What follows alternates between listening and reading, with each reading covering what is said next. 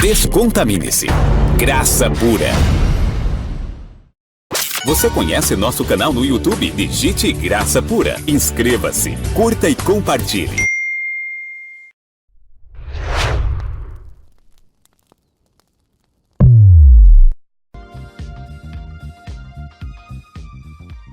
Olá, abençoados, graça e paz. Que bom poder falar com vocês novamente. E claro, a primeira coisa que me vem à mente quando eu me refiro ou estou com a família da fé é a palavra respeito, porque eu sei que eu estou lidando com homens e mulheres que tiveram um chamado de Deus muito grande, um chamado para sair para fora do sistema religioso e que atenderam essa voz. E saber que o dono dessa igreja se chama Jesus Cristo. E sempre também fico com meu coração muito feliz e agradecido. Por isso, hoje estamos quase chegando a 4.000 inscritos no canal. Não é só isso, eu sei que cada inscrito também representa um número de salvo na presença do Pai.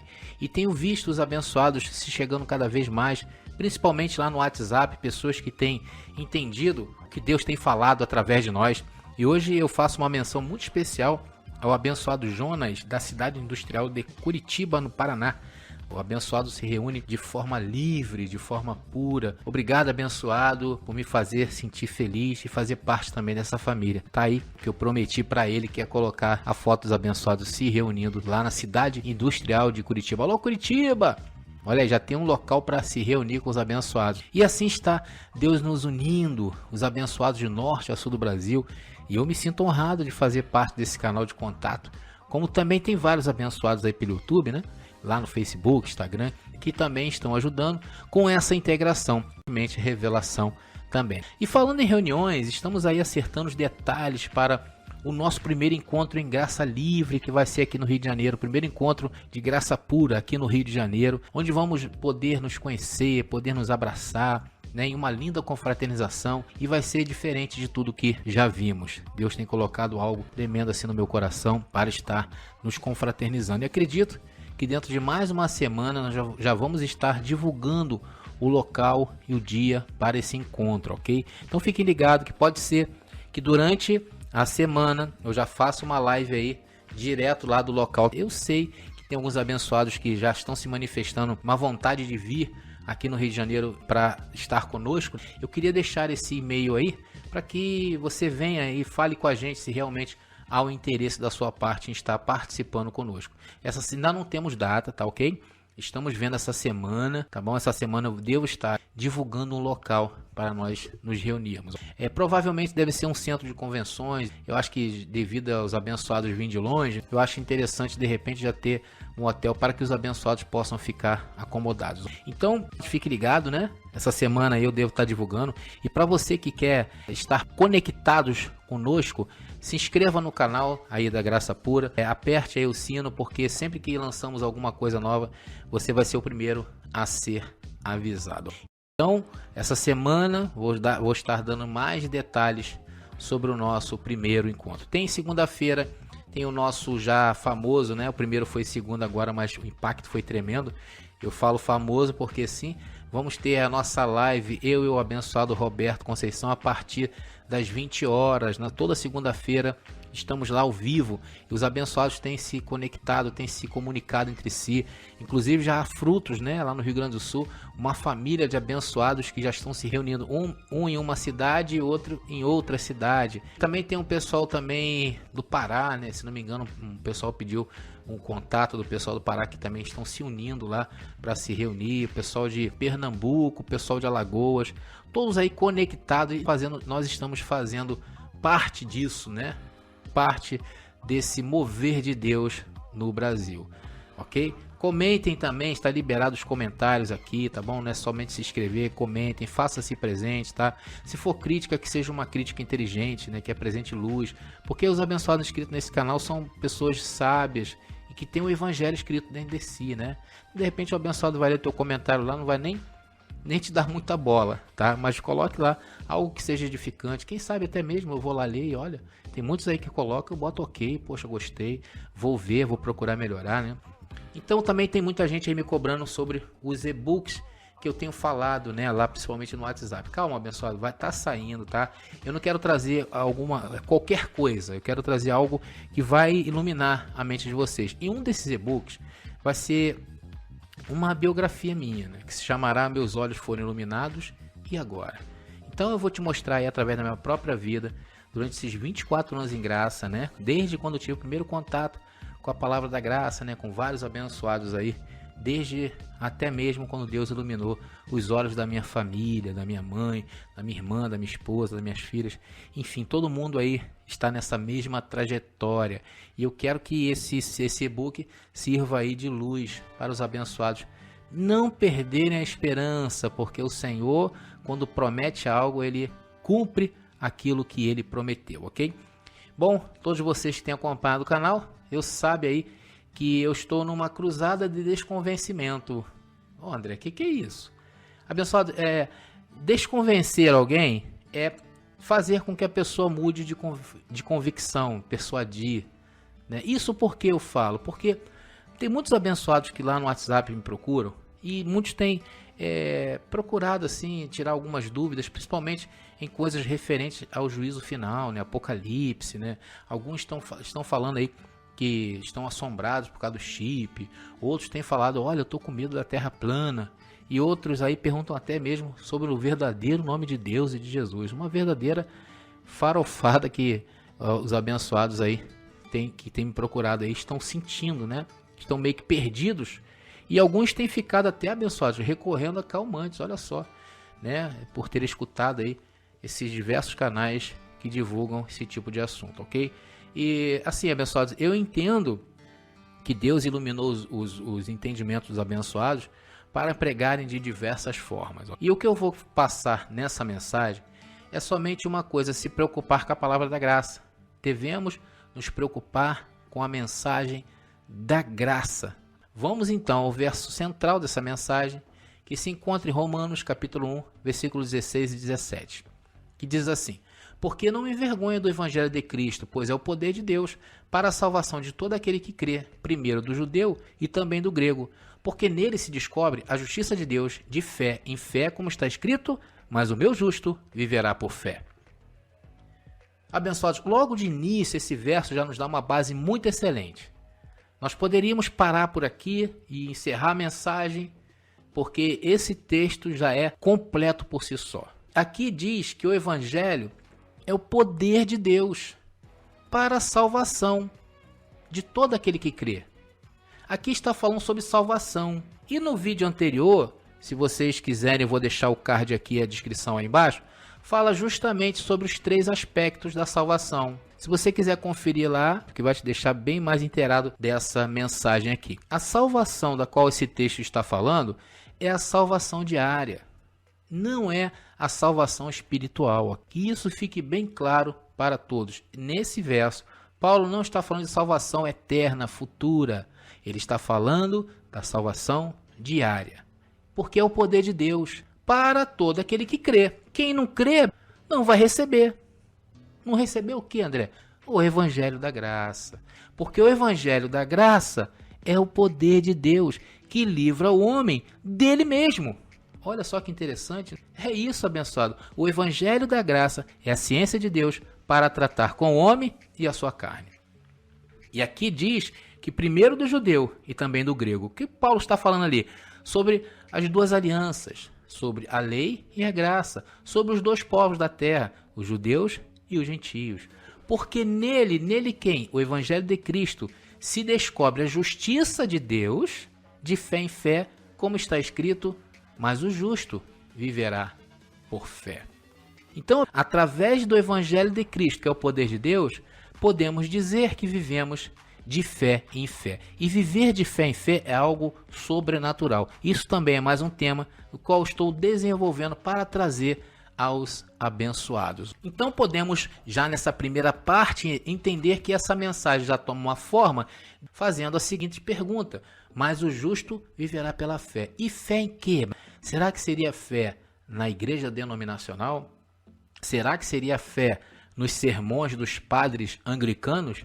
Será que seria fé de ouvir a Rádio Graça Pura? Será que seria pelos ensinamentos da Torá? ou pelo livro dos Salmos? Ou quem sabe, pelo livro de Apocalipse? Claro que não, abençoado. O justo viverá pela fé. Pela fé em quê? Do Evangelho, que faz o quê? Que te livra de você mesmo. E onde se encontra a fé para os dias atuais? Após a ressurreição de Cristo, a fé se encontra de Romanos a Hebreus. Então é necessário que a gente entenda que essa mensagem de hoje vai te livrar de um possível embaraço. Por isso que o tema da mensagem é uma pergunta e ela vem com uma negativa. O Evangelho é o Apocalipse? Por essa razão, recebo a descontaminação das mentes que ouvirem essa palavra e que suas forças a partir de hoje seja de ouvir essa mensagem, seja também de procurar melhor a sua posição em Cristo, porque nós somos espíritos, não somos deste mundo. Vivemos dentro de uma carne, de um corpo nada bom e que pode nos levar a derrotas incríveis nesta vida, se não for o Evangelho da Graça. Por isso que temos que aprender a lidar com ela e que seja apagado o espírito que está colocando o povo em correria. Amém. Abençoados, entenda-se aqui que nesta oração, quando eu usei o termo espírito, a palavra espírito, eu não estou me referindo a espíritos aí que andam, tá? Não. Espíritos são pensamento, porque hoje há bastante pensamentos que têm inquietado muita gente. Está na hora de conferir as coisas do espírito com o espiritual. Caneta e papel na mão para anotar e depois estudar. Porque em uma mensagem, muitas coisas acontecem e Deus dialoga conosco. A primeira parte dessa mensagem, eu quero desconstruir com você um paradigma criado pelo sistema religioso e que nos dará mais liberdade para julgar e criticar os escritos bíblicos. O certo é que o sistema religioso nos contaminou com misticismos em relação à Bíblia. Vocês já pararam para perceber que tem abençoados que colocam a Bíblia aberta no Salmo 91 como uma espécie de proteção, uma mandinga, sei lá, e você vê lá as páginas, todas elas branquinhas, mas ali no Salmo 91 está amarelo. Às vezes o abençoado coloca no para-brisa do carro e ali fica ali queimando aquela palavra, achando que aquilo ali vai trazer algum benefício. Abençoado, claro que não, isso é um misticismo que foi criado.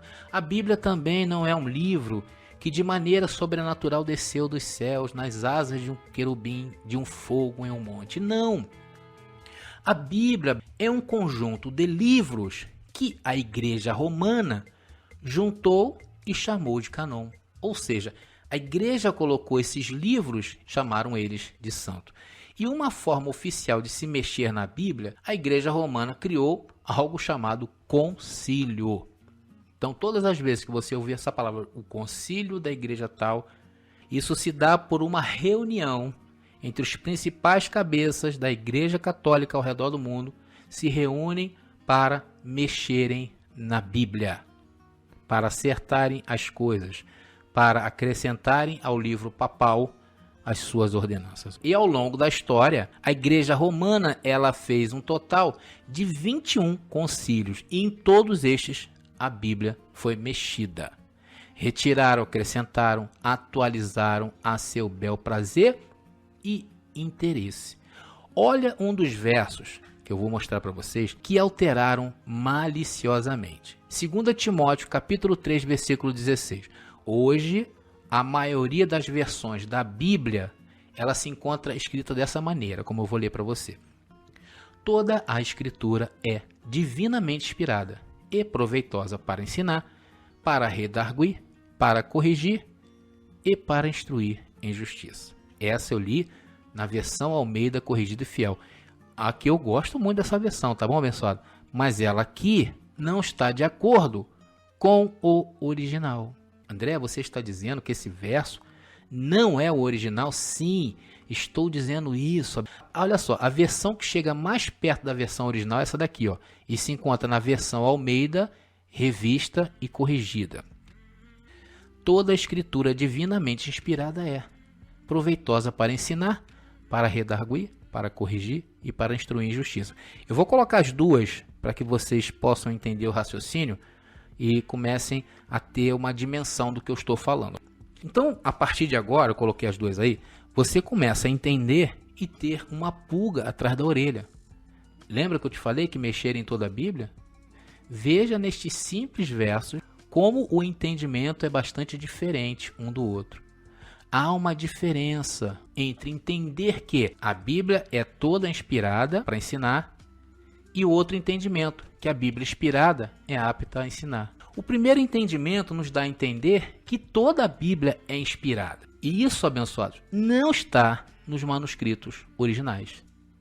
O outro seria o mais coerente, que nem toda a Bíblia é inspirada. Mas o que dela é inspirado, podemos aproveitar para instrução. Não estou falando de pactos e nem de doutrinas. Estou falando de ter atenção. Isso é uma forma que a igreja encontrou de manipular, de misturar a lei com graça. De colocar tudo em um liquidificador e bater. E isso foi mudado, sabe aonde? Nos concílios. André, então como está dividida a Bíblia? Me explica.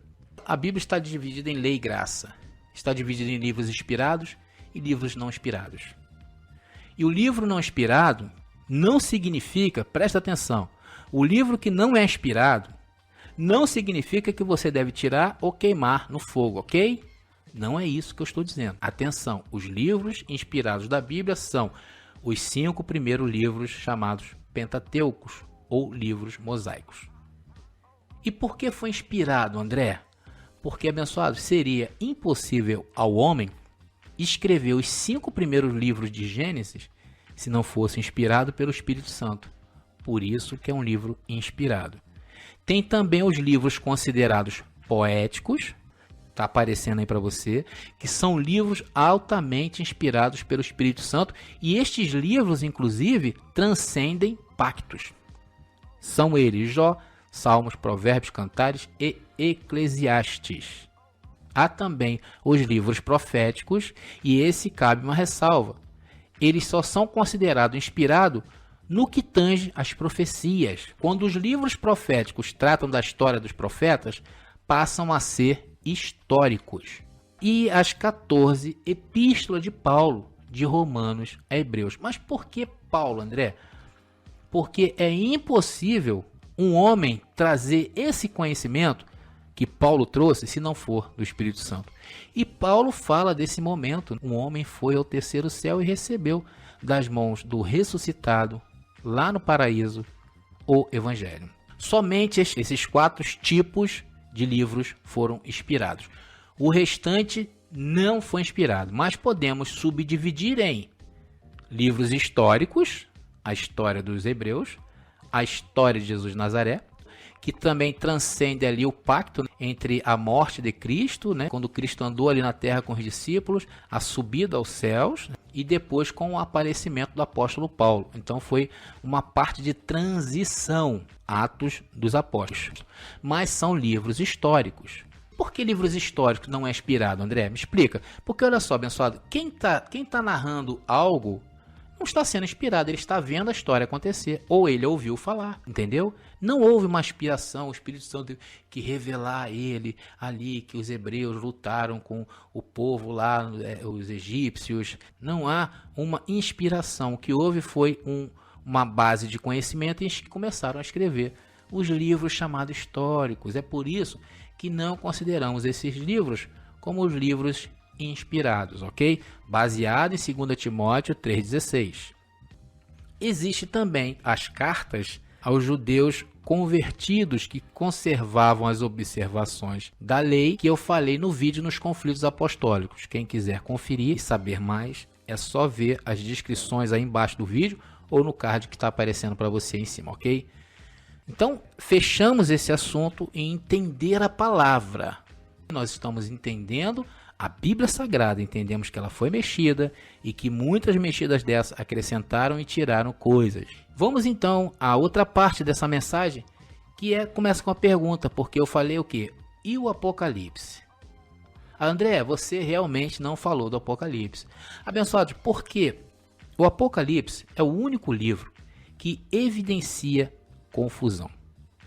Há 2 formas de se entender o Apocalipse. A primeira é que é um livro espiritual e incompreensível. A segunda é que é um livro que não faria nenhuma diferença se tirasse da Bíblia. É isso mesmo, abençoado. É isso que você está escutando. E eu fico com a segunda. Talvez seja por isso que nunca, de fato, me interessei por ele. Aí, de repente, quem entrou agora na mensagem vai dizer, olha, o que o André está falando aí, esse cara está maluco. Abençoados, mas para que entenda o que eu estou falando, é importante você que chegou agora ouvir lá desde o começo, tá? Deveríamos muito mais ficar escandalizados em saber que essas versões que estão nas nossas mãos, que temos na praça disponível para vendas, é uma Bíblia altamente defensora das religiões e dos homens que a dominam. E que durante toda a história da igreja mudou o sentido dela, aumentando a posição da igreja e diminuindo a importância de Deus para o mundo. O que eu estou falando é muito sério. Em cada mexida que eles fazem da palavra, eles aumentam a posição dos homens e suas denominações e diminuem a importância de Deus para o mundo. Porque hoje, o que um pastor ou um padre falam é mais ouvido do que os versos da própria Bíblia. E isso é um problema. É por isso que eu estou vendo muita gente aí turbada. E ninguém questiona, porque uma igreja batiza assim, né? Eles deveriam questionar quando eles usam, por exemplo, a própria palavra para trazer divisão. Porque uma igreja batiza assim, a outra batiza de outra maneira. Ninguém questiona porque umas proíbem seus membros de usar certo tipo de roupas e outras não. Mas não é o mesmo Deus? Claro que não é o mesmo Deus, abençoado. Só cego que não vê. Na Assembleia de Deus tem um Deus. Quem é o Deus? É o pastor da convenção, é o dono lá da convenção. E na Nova Vida? É outro Deus, porque outro Deus lá pensa de outra maneira. E na Igreja Católica? O Deus é o Papa e seu concílio. É vários deuses e não é o nosso Deus. Foi por isso que nós tomamos o caminho de fora. Sair fora disso. E o Evangelho é o Apocalipse, André? Ou o Apocalipse é o Evangelho? Claro que não. Vamos ler um texto, Paulo falando um pouco do Apocalipse? Talvez Paulo estava falando aqui, talvez não. Eu acho que eu tenho certeza que Paulo estava falando por profecia, porque nessa época não havia se descrito ainda o Apocalipse. E nem outros rudimentos que a gente vê por aí. Hebreus 6, 1, 2, que diz, por isso, deixando os rudimentos da doutrina de Cristo, prossigamos até a perfeição. Vamos dar uma paradinha aqui e raciocinar. Se eu estou deixando os rudimentos da doutrina de Cristo, eu estou seguindo para a perfeição, o contrário disso é verdadeiro. Se eu me agarro aos rudimentos da doutrina de Cristo, eu não estou prosseguindo a perfeição, estou indo para a imperfeição. Daí muita gente está com problema hoje, problemas sérios. Até de depressão, abençoado. Tem visto pessoas no WhatsApp lá com depressão. Não lançando de novo o fundamento do arrependimento de obras mortas e de fé em Deus. E da doutrina dos batismos e da imposição das mãos. Isso parece até o sistema, né? E da ressurreição dos mortos e do juízo eterno. Notem a frase, sublinhe, juízo eterno. Paulo, inspirado por Cristo, escreve algo que se assemelha muito ao Apocalipse. Veja o que diz Apocalipse 1. Revelação de Jesus Cristo, a qual Deus lhe deu para mostrar aos seus servos as coisas que brevemente devem acontecer. Olha aí, juízo eterno, coisas do futuro. Revelação, né, de Jesus Cristo, não é Cristo Jesus, porque João não conhecia Cristo Jesus, conhecia Jesus de Nazaré, que Deus lhe deu para mostrar aos seus servos, que não é nem filhos ainda aí, é servos, as coisas que brevemente devem acontecer.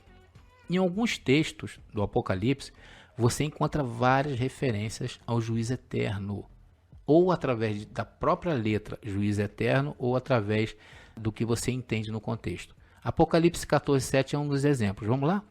Dizendo com grande voz, temei a Deus, e dai-lhe glória, porque é vinda a hora do seu juízo. E adorai aquele que fez o céu e a terra e o mar e as fontes das águas. Está vindo a hora do juízo. Apocalipse é um livro do juízo eterno. E ali, Paulo citou como rudimento. Mas, por que essa preocupação de Paulo? Opa, deixa eu consertar. É sempre bom consertar. Não é preocupação de Paulo. Era Cristo em Paulo. Hebreus foi inspirado, lembra-se? Hebreus foi inspirado e contra um livro que iria ser escrito, o Apocalipse, que não foi inspirado. Por causa disto aqui, Veja porque o cuidado com um possível livro que poderíamos ficar agarrados. Vamos prosseguir? Hebreus 6, versículo 4, que diz: porque é impossível que os que já uma vez foram iluminados e provaram o dom celestial e se fizeram participantes do Espírito Santo, aqui está falando dos eleitos, está falando de mim e de você. É impossível os que já uma vez foram iluminados e provaram o dom celestial e provaram a boa palavra de Deus e as virtudes do século futuro. Quem provou a boa palavra de Deus? Eu e você. O que é a boa palavra de Deus? O livro de Apocalipse? Claro que não. A boa palavra, abençoados, é essa. Ó. Romanos 5,13 diz: porque até a lei estava o pecado no mundo, mas o pecado não é imputado, não havendo lei. Aqui é fácil você entender que está falando que enquanto a lei estava no mundo, havia o pecado. Mas o pecado não pode ser imputado não havendo lei, claro, não tem lei. Como é que você vai acusar alguém? Como é que você vai condenar alguém se não há lei? Eu já falei isso em outro vídeo, até deixo a descrição aqui, outro card para você ir lá acompanhar o raciocínio. O que é pecado? Que muita gente pensa pecado erroneamente. E em Romanos 10, versículo 4 diz: o fim da lei é Cristo, para a justiça de todo aquele que crê. Se você não crê, abençoado, você não reina em vida. Como é que você vai reinar em vida sabendo que tem pecado? Não tem como, né? Por isso que você fala para o sistema assim: vamos reinar em vida? Que isso, reinar em vida? Eu vou ralar em vida. Essa é a boa palavra. Isso te livra de você mesmo. Isso te saca uma medida para saber quem você é. Isso é evangelho. Apocalipse não é evangelho. Vamos voltar a Hebreus? Presta bastante atenção, Hebreus 6,6. E recaíram, sejam outra vez renovados para arrependimento, pois assim quanto a eles, de novo crucificaram o Filho de Deus e o expõem ao vitupério. A primeira palavra desse texto diz recair. Então tem como cair da graça? Sim. Até porque o evangelho da graça não é o que te salvou eternamente. Essa salvação você já aprendeu. Você foi escolhido antes da fundação do mundo. Agora, essa salvação se fala salvação diária. E quando isso acontece, quando você começa a cair em certas trampas, caiu da graça. Quantos ministérios em graça que não foram à frente? Inclusive eu já falei aí num vídeo que teve um que o seu líder sempre dizia: olha, cuidado com o Apocalipse, não vamos entrar aí. E ele mesmo esqueceu disso e caiu em Apocalipse.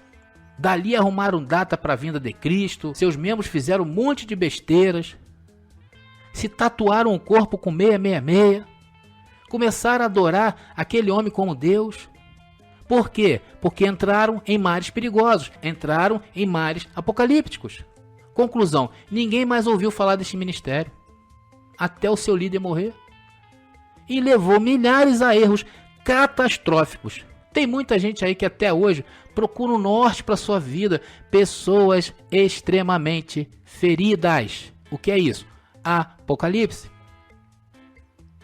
Hebreus 6,6 diz: pois assim quanto a eles, de novo, crucificam o Filho de Deus e o expõem ao vitupério. Olha o que diz agora esse verso. Aqui está dizendo que quem se faz desta maneira pisa no sangue da nova aliança e expõe o Filho de Deus ao vitupério. Você sabe o que é vitupério?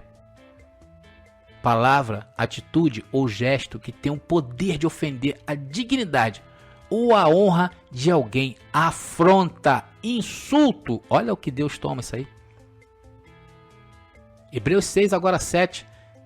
Porque a terra que embebe a chuva, que muitas vezes cai sobre ela, e produz erva proveitosa para aqueles por quem é lavrada, recebe a bênção de Deus. É você crer, você tem que crer, abençoado.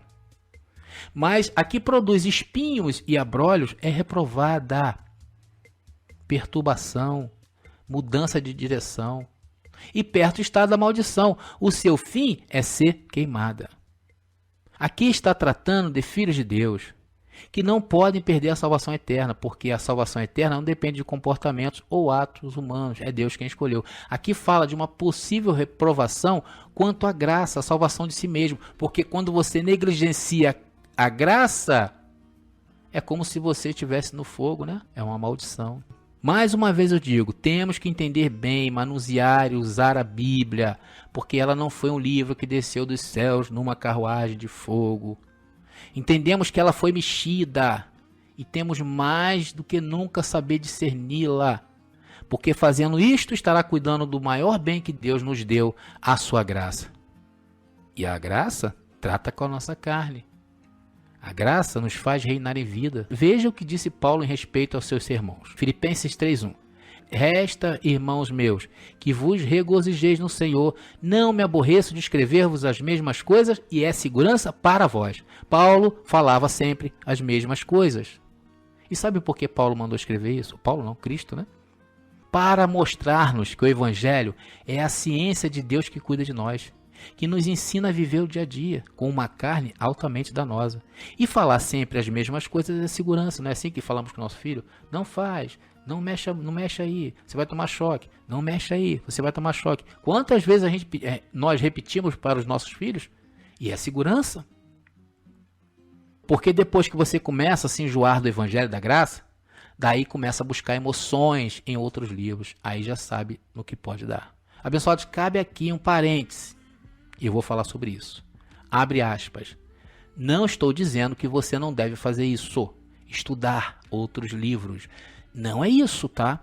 O que eu estou dizendo é que você pode fazê-lo com a sua bússola bem apontada para o seu norte, que é o Evangelho da Graça, as 14 epístolas de Paulo. E depois, você pode sim ir por mares nunca dantes navegados.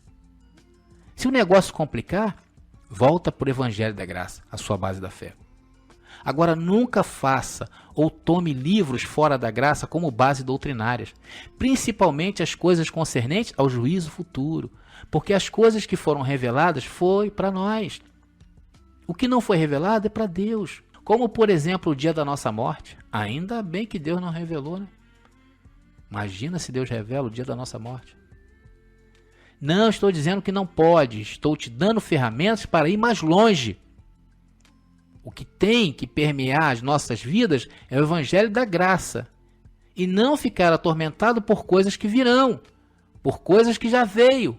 Ou coisas que estão acontecendo. Não faça isso. E agora, para encerrar, vamos ler esse texto que nos trará certezas. Hebreus capítulo 6, versículo 9 em diante, que diz: Mas de vós, ó amados, esperamos coisas melhores e coisas que acompanham a salvação, ainda que assim falamos. Porque Deus não é injusto para se esquecer da vossa obra e do trabalho, do amor, que para com seu nome mostrastes, enquanto servistes aos santos e ainda servis. Mas desejamos que cada um de vós mostre o mesmo cuidado até o fim, para a completa certeza da esperança, para que vos não façais negligentes, mas sejais imitadores dos que pela fé e paciência herdam as promessas. Porque quando Deus fez a promessa a Abraão, como não tinha outro maior por quem jurasse, jurou por si mesmo, dizendo: certamente, abençoando te abençoarei, e multiplicando te multiplicarei. E assim, esperando com paciência, alcançou a promessa. Então, abençoados, a partir de hoje, saibamos dividir a palavra, saibamos entender, não deixemos que o sistema religioso nos pregue outra verdade, porque não há outra verdade. A Bíblia, quando ela é inspirada, ela é apta. E hoje, o Evangelho é apto para discernir juntas e medulas, ou seja, o espiritual do carnal. E cuidado ao sair da palavra. Tenha sempre a bússola à mão, o Evangelho da Graça, e não se turbe o vosso coração. Porque essa é a graça, a qual devemos nos ocupar dela, para que quando nos aconteça o dia mau, porque o dia mau chega, esse dia seja o dia mais lindo das nossas vidas, onde o sol estará sempre brilhando e trará com ele alegria, paz, cura, amor, soluções, milagres e todas as sortes de bênçãos. E o apostolado é sempre o caminho que nos guiará a andar com os olhos bem abertos. Ou seja, o apostolado é o próprio Senhor em nós. E estamos terminando mais uma mensagem Até o próximo vídeo. E abençoados, não esqueçam aí de curtir, de divulgar essa palavra linda. Se você gostou, comente, mas faça comentários inteligentes, ok? E tudo isso é para que a palavra corra!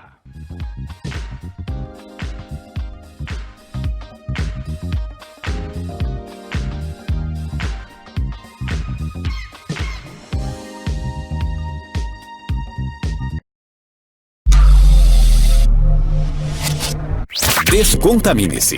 Graça pura.